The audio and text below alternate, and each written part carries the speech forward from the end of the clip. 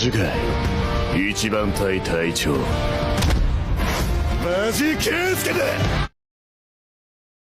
Halo geng, perkenalkan nama gua Bang MV. Pada video ini gua akan ngebahas episode 23 anime Tokyo Revenge. Episode ini diawali dengan adegan flashback masa lalu Chifuyu Matsuno. Di SMP, Chifuyu dikenal sebagai berandalan yang disegani para seniornya. Bagaimana tidak, pada awal chapter kita diperlihatkan saat Chifuyu menginjak kepala seniornya. Gila sih ini. Saat di kelas bersama teman-temannya, teman Chifuyu memberitahu bahwa ada anak kelas 3 yang tidak lulus tahun ini dan harus mengulangi 1 tahun lagi. Dan Chifuyu berpikiran bahwa anak itu adalah anak nakal yang sangat kuat. Dia pun langsung berdiri dan berkata, bakal kuhajar dia sebelum dia bertingkah seolah-olah sekolah ini miliknya. Dia pun langsung menghampiri kelas anak tersebut dan mencari nama Keisuke Baji. Ya, disinilah awal pertemuan Chifuyu dan Baji. Baji yang kita lihat sangat sangar di episode-episode sebelumnya. Majiケンスケだ。 Saat teman sekelas Baji memberitahu, Chifuyu pun langsung kaget dan bingung. Bagaimana tidak, Baji yang dipikirkannya adalah anak berandalan yang kuat dan nakal. Namun di scan ini, Baji terlihat sangat rapi dengan kacamata hitam dan rambut kelimbisnya.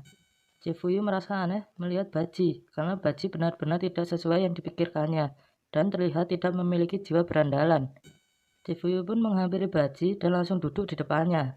Di scan selanjutnya, kita tahu bahwa Baji San ternyata bukanlah anak yang pintar. Kita diperlihatkan bahwa Baji tidak dapat menulis kata dengan benar. Chifuyu yang tahu Baji sebenarnya anak berandalan bertanya, kenapa Baji berpakaian culun seperti itu? Lantas Baji menjawab, jika ia tidak mau tinggal kelas lagi dan membuat mamanya menangis. Chifuyu pun akhirnya mengajari Baji menulis dengan benar, dan Baji pun menganggap Chifuyu orang yang baik. Di scan ini Baji terlihat sedang menulis surat ya teman-teman. Chifuyu pun menganggap Baji adalah orang yang aneh yang menulis surat untuk seseorang. Pada scan selanjutnya kita diperlihatkan saat Chifuyu hendak pulang dari sekolahannya. Namun di jalan dia dihadang oleh sekelompok geng motor Mandala, yang dimana salah satu bawahan geng tersebut telah dihajarnya. Saat salah satu anggota yang menghampiri dan memaki-maki Chifuyu tepat di depan wajahnya, Chifuyu pun langsung menghajar wajah orang tersebut dengan kepalanya. Chifuyu pun yang mengetahui hal ini akan menjadi pertempuran, lantas melepas seragamnya dan perkelahian atau bisa dilihat sebagai pengeroyokan pun dimulai. 20 anggota geng Mandala melawan Chifuyu. Pada saat Chifuyu mulai terdesak karena dia sedang bertarung sendirian, salah satu anggota pun menghampiri Chifuyu dengan senjata dan berkata akan membelah kepala Chifuyu. Namun tak diduga, Baji sudah di belakang anggota geng tersebut. Sambil Baji pun mengucapkan keroyokan serta menggunakan senjata cukup kali. Lantas anggota geng tersebut lalu menarik baju Baji, namun Baji tidak menghiraukannya. Malah Baji melihat wajah Chifuyu dan berterima kasih telah membantunya menulis pesan yang sekarang sudah dikirimnya. Sebagai rasa terima kasih, Baji pun bermaksud untuk ikut membantu Chifuyu, dan boom!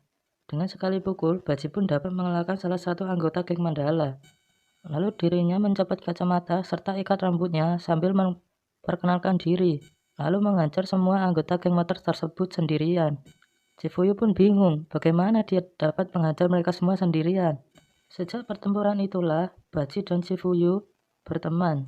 Bahkan Baji pun mengajak Chifuyu untuk ke rumahnya serta memakan peyong yakisoba. Namun ternyata tinggal satu dan mereka pun membagi dua.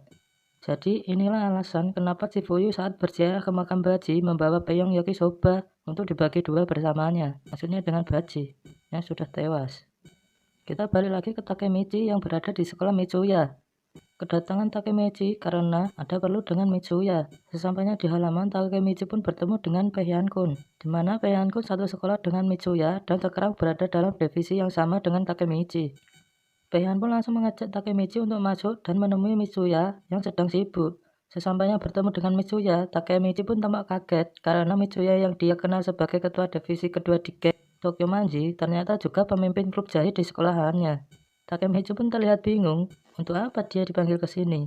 Peihan pun memberitahu bahwa Mitsuya sedang membuat seragam untuk Takemichi. Bagi Mitsuya, dengan membuatkan seragam untuk Takemichi, ini adalah cara untuk mengucapkan terima kasih pada Takemichi karena sudah menyelamatkan Draken dalam pertempuran melawan Mobius dan untuk menyadarkan kembali ketika kejadian Halloween berdarah. Jadi, Mitsuya memastikan bahwa dialah yang membuat seragam Takemichi. Takemichi pun mengucapkan terima kasih pada Mitsuya yang sudah membuatkan seragam. Di scan selanjutnya, Takemichi dan Peyah pun tidak sabar untuk menunggu pertemuan geng Toman setelah peristiwa Halloween berdarah. Lanjut, pada scan selanjutnya, para anggota Toman pun berkumpul di tempat biasanya. Tak lupa Takemichi dengan seragam barunya yang dibuat oleh Mitsuya. Takemichi pun terlihat tampak gagah dengan seragam geng Toman. Takemichi pun berjalan melewati anggota geng lain. Dan Draken pun berkata, "Bajumu nggak cocok sama sekali." Sambil tersenyum melihat Takemichi, Draken juga mengucapkan, "Selamat datang di geng Tokimanji." Takemichi pun berterima kasih kepada Draken. Setelah itu pertemuan pun dimulai. Saat awal pertemuan dimulai, masuklah Meki serta Hanma dari tim Valhalla yang membuat anggota geng Toman pun terkejut. Dilanjutkan lagi kemunculan Shifuyu di belakang Hanma. Untuk apa Hanma ikut dalam pertemuan geng Toman? Mungkin itu sedang dipikirkan anggota geng Toman pada saat itu.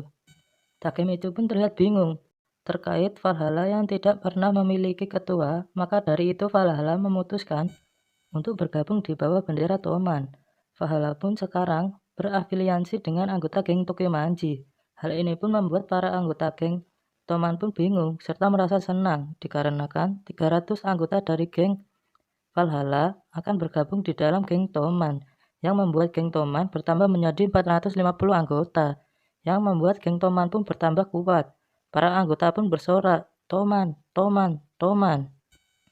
Hanma pun memberitahu bahwa Kisaki lah yang menghubungkan kedua belah geng dan memanggil Kisaki untuk maju ke depan. Para anggota pun bersorak untuk Kisaki, yang membuat Takemichi pun teringat lagi perkataan terakhir Baji di saat dia akan mati. "Kisaki lah musuh kita," ucap Baji. Takemichi pun berpikir bahwa usahanya sia-sia dan kembali gagal, karena pada akhirnya Kisaki sama saja mengambil alih Toman.